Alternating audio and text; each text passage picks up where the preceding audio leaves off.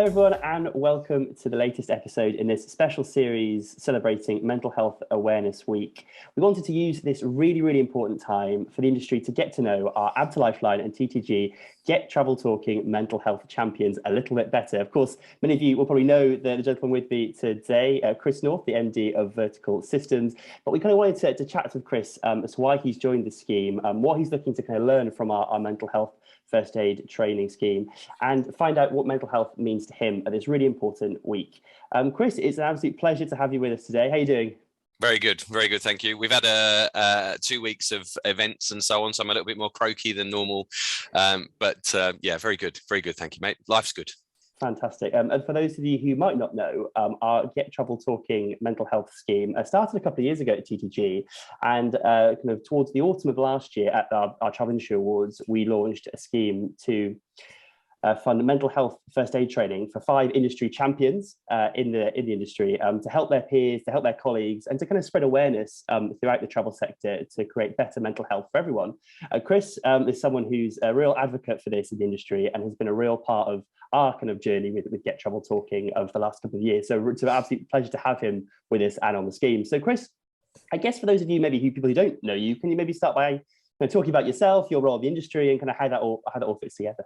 Yeah, sure. So I started in travel at the age of 16. I left school, didn't know what I wanted to do, but always loved travel, the concept of travel, loved holidays, loved going to new destinations and so on. So I started as a YTS in a high street travel agency called Into Travel, based in Essex.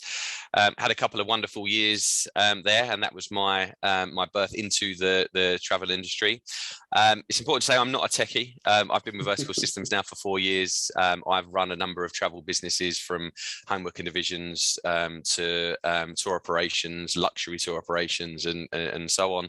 And I was really bought into Vertical Systems to be able to connect to the customer, because we sell technology to travel businesses. And obviously, with the subject of mental health is something that people know who followed your journey over the last couple of years. It's something incredibly personal, incredibly close to your heart, Chris. What does it kind of mean to be part of this Get Travel Talking mental health first aid scheme? It's probably the first time anything like this has kind of been done in the industry and tried to kind of really help people. What does it mean to you? I know you really put your hand up there when we kind of wanted people to be involved. Can you talk about that a bit? Yeah. Of course, Ken. So I'm 42 today, and when I was 38, I had a real serious mental health episode. I was in a very dark place, contemplating very horrible things, as we've spoken about in previous interviews and so on. And up until then, I didn't really know anything about mental health, and I'd completely ignored it. And I had lied to myself for many years. My issue was depression. My mum has suffered with depression for many years. You know, she will be my mum is a brilliant woman, raised 3 boys, and did a fantastic job. And 1 week she will be absolutely brilliant, and the next week she can hardly get out of bed. It really started getting hold of me, the depression, when I was in my 30s, and in my late 30s I sadly was planning suicide. Was in a very dark, very bad place. And finally, when I admitted it really to myself and spoke to my wife, I did start to seek help. And first of all, I wasn't really aware of the help that was out there. So that's one thing we really need to raise awareness of, that there is loads of help. You know, there is so much help out there. I also wasn't in a comfortable position to talk to people about it, and have since found out, in actual fact, when you talk to people, it is a form of therapy and almost recovery in itself, because nobody has said to me, sort yourself out, pull your socks up, get on with it, you wimp, and so on. And that's exactly what you are going to think, because at the time you feel very weak, you feel like a bit of a freak, and you're the only one. And since I've then delved into things like raising awareness, and as you guys sponsored the course, you know, the St John's Ambulance first aider qualification, I've learned more and more about it.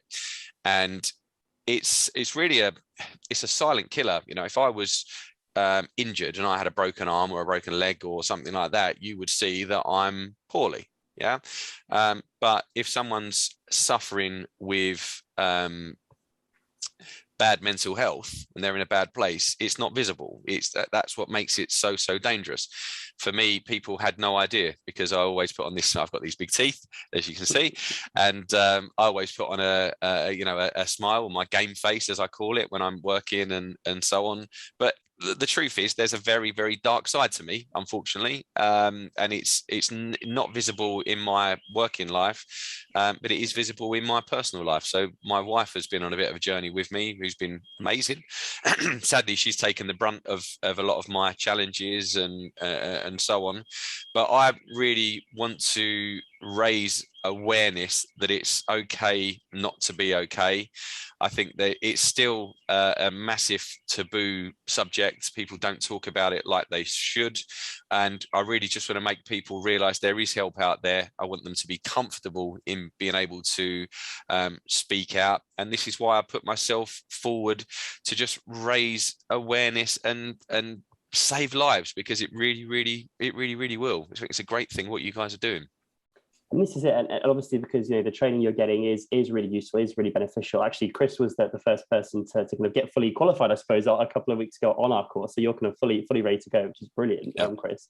In terms of the industry, do you feel like kind of the goalposts have changed? People are more attuned to it. Businesses are doing more in place for mental health. Do you feel like a week like Mental Health Awareness Week, they come around every year, and obviously it's a good kind of flashpoint for people to talk about it, but do you feel as if the industry has moved and has changed to invest in these kind of things? It has. There still isn't anywhere near enough done, to be honest with you, and I think it's going to take years to get it to where it needs to be. But the positives are, you always heard of office first aiders and things like that. If someone needs resuscitation, you will have someone in the office who will be able to do that. And you are now hearing of mental health champions, mental health first aiders, and so on, people who can spot it, because it's a difficult thing to spot. People disguise it very well, as I did, and the proof of it really, that people are now aware of it, is because I've done a number of events, interviews, talks, and so on now. I was away on a conference this weekend, and I actually had multiple people come up to me for a quiet chat, away from the party, away from the hustle and bustle and so on, and just asking a few pointers. They're struggling a little bit themselves. Have you got any advice? What did you do with this? How can I get myself out of this hole, and so on? And in travel, this is very glamorous, very sexy industry. It's very polished. We're selling dreams at the end of the day. People going away to these amazing destinations, and we always have to have our smiley face on, and so on. But the truth is, as I was, a lot of people behind those eyes will be struggling. And I was a ghost. I was dying behind the eyes. Nobody was aware, and that's why it's so dangerous, that there are many people who tragically have taken their own lives, and had they just had that conversation with somebody, there is a chance that they wouldn't have got to that place. I was a fraction away from it. I'd planned it and so on, and thankfully I spoke to the right people, and my family and my partner, and I started instantly at that point on the road to recovery. You're not cured. You can get better. You can manage it.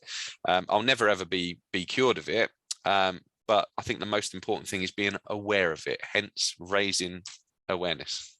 Absolutely, yeah. And a week like this is so important. And without kind of blowing our own trumpet too much, hopefully a scheme like this will have a lot of impact. And Chris, on Mental Health Awareness Week this week, what would you say to someone who is thinking of having those conversations, or is perhaps worried about a colleague in the workplace, or even an industry kind of peer or friend, that they're thinking, they're not too sure kind of what to do, or what to take that first step? What did you kind of learn from the course that you were on recently? Well, first of all, I think it's up to the leaders of industry to talk about it.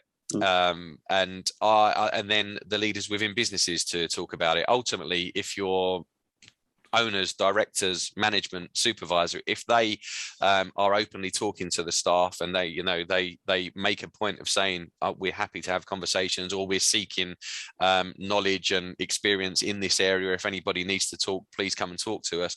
We have very much an open door policy. We're a very young team here now at Vertical Systems, and very sadly, poor mental health doesn't discriminate. It will get anybody, which is a difficult thing.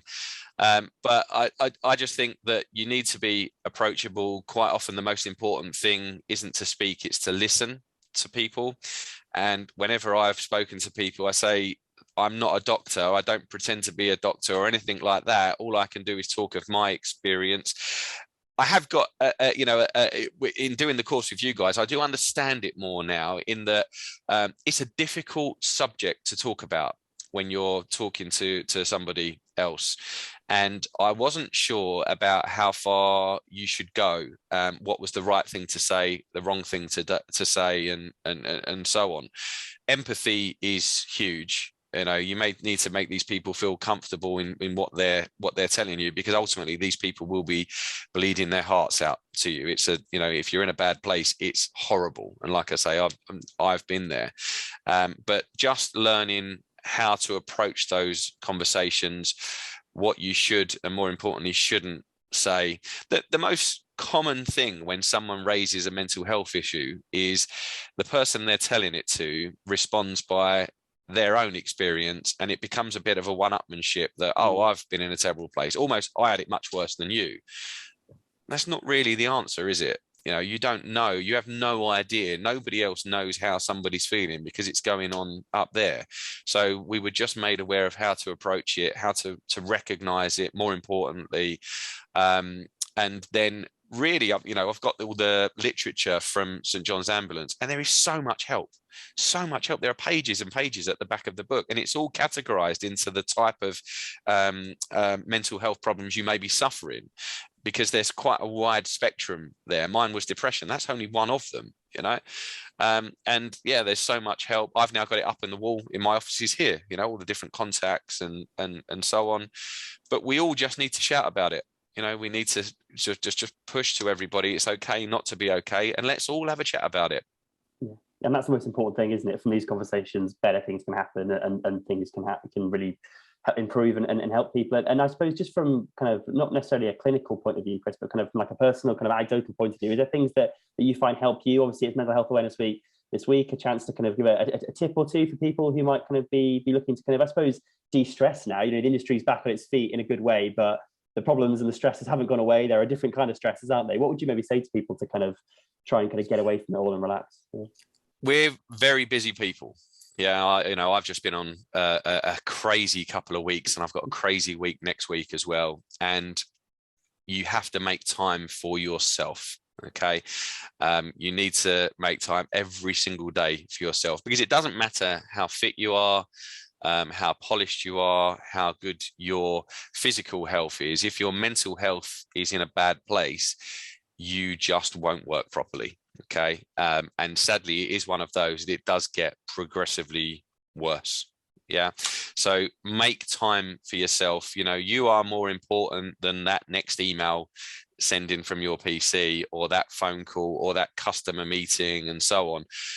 I learned again when I went through my therapy, you can only do what you can do. And I was traveling from Essex up to Manchester, up to Glasgow, and so on. And there is only so much you can do. And what's the point in doing lots of stuff badly when you can do lesser things well?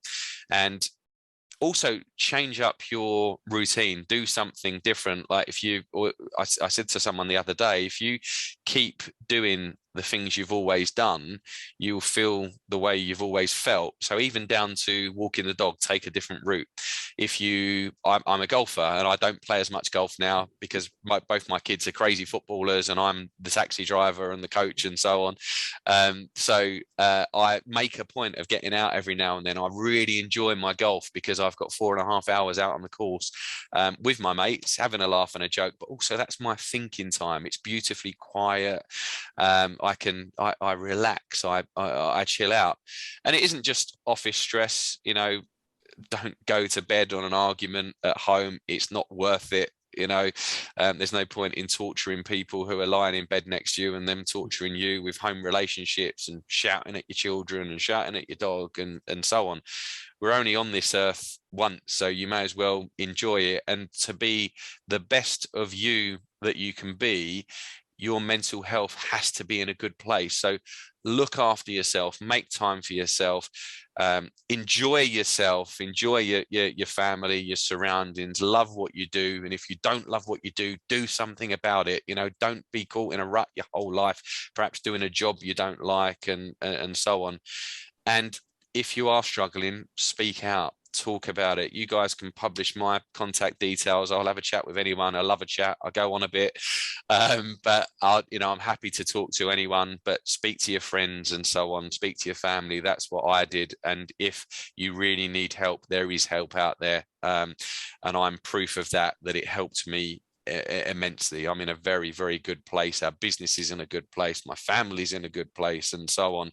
And very sadly, 4 years ago, that wasn't true. Thank you as always for your time, Chris. That's incredibly candid, and you're never anything but kind of warts and all, kind of as you see it, which I think that people really respect and appreciate as well. And like you said, get talking, which is the whole kind of reason why we named it this, isn't it? I suppose this whole scheme. But really appreciate your time. Thanks for joining us, Chris. It's brilliant to have you on the scheme. I know that just from this conversation here, it's already done a lot of good for people watching. So thank you very much for your time. No problem. And well done to you guys for tackling it. Different years ago, this would never have been spoken about.